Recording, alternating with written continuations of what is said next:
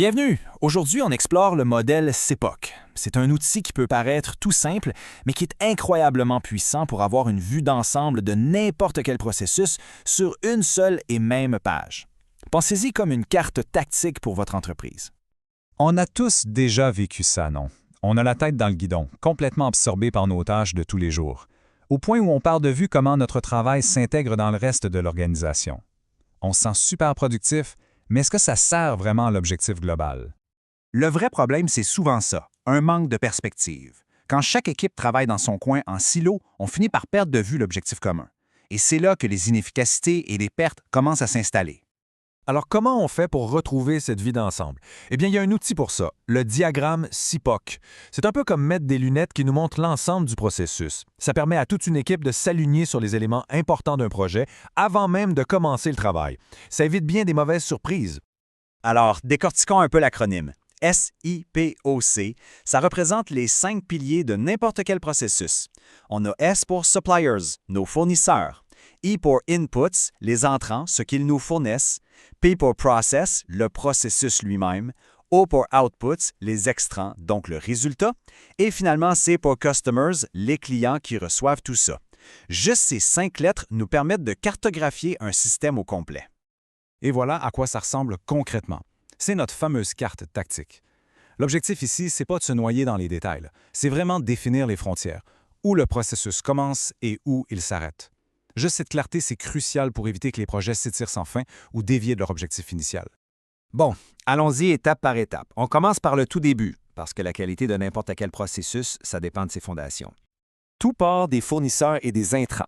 Les fournisseurs, ce sont les gens ou les systèmes qui nous donnent ce dont on a besoin pour travailler. Et les intrants, eh bien, c'est la matière première de notre processus. Ça peut être du matériel physique ou ça peut aussi être de l'information. Il y a une expression en anglais qui dit « garbage in, garbage out », qu'on pourrait traduire par « entrée poubelle, sortie poubelle ».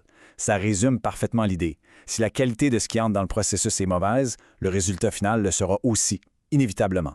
Le CEPOC nous force à identifier ces points de départ et ça devient notre première ligne de défense pour le contrôle de la qualité. Parfait! On passe maintenant au moteur du système, la colonne du milieu, le processus. Ici, le mot d'ordre, c'est la simplicité. On n'est pas en train d'écrire une procédure de 50 pages. Les experts s'entendent pour dire qu'on devrait se limiter à, disons, 5 à 7 grandes étapes. L'idée, c'est d'avoir une vue pour un dirigeant, pas un manuel d'opération pour un technicien. Prenons l'exemple simple d'une imprimerie. Le processus de haut niveau, ça pourrait ressembler à ça. 1. Recevoir la commande. 2. Faire la maquette du design. 3. Imprimer. 4. Livrer le produit. C'est tout. C'est simple, c'est clair, et tout le monde dans l'équipe peut comprendre les étapes clés d'un seul coup d'œil. OK, on a vu le point de départ et le chemin. Maintenant, regardons la destination finale. Qu'est-ce qu'on produit et surtout, pour qui? Chaque processus génère un extrant. Ça peut être un produit, un service ou même juste un rapport. Et chaque extrant doit avoir une destination claire, un client. Et attention, un client, ce n'est pas toujours quelqu'un d'externe. Ça peut très bien être un autre département dans l'entreprise qui dépend de notre travail pour faire le sien. C'est la question fondamentale qu'il faut se poser. Combien de rapports, de projets, de présentations finissent sur une tablette à prendre la poussière, simplement parce qu'ils n'atteignent jamais la bonne personne ou parce qu'ils ne répondent à aucun besoin réel? Le CIP nous force à répondre à cette question pour chaque chose qu'on produit. D'accord, la carte est maintenant dessinée, mais concrètement, qu'est-ce que ça donne pour l'organisation? C'est quoi le gain? Les bénéfices sont vraiment concrets. D'abord, l'outil est simple, mais son impact est majeur. En définissant clairement les frontières d'un projet, on évite les dérapages. En identifiant toutes les parties prenantes dès le départ, on s'assure que tout le monde rame dans la même direction. Et au final, ça nous aide à prendre de bien meilleures décisions beaucoup plus vite. Cette citation, elle résume parfaitement la philosophie du CIPOC. Prendre le temps de bien cartographier le processus au début, ce n'est pas du temps perdu. Au contraire, c'est un investissement stratégique qui prépare le terrain pour le succès à long terme. Et c'est là que le CIPOC devient vraiment puissant.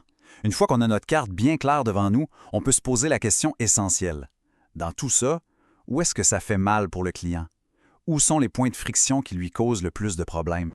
C'est exactement ce qu'on va explorer dans notre prochaine analyse. On va plonger dans le concept de ce qui est critique pour la qualité ou CTQ pour apprendre à cibler nos efforts d'amélioration avec une précision quasi chirurgicale. Merci beaucoup et à la prochaine.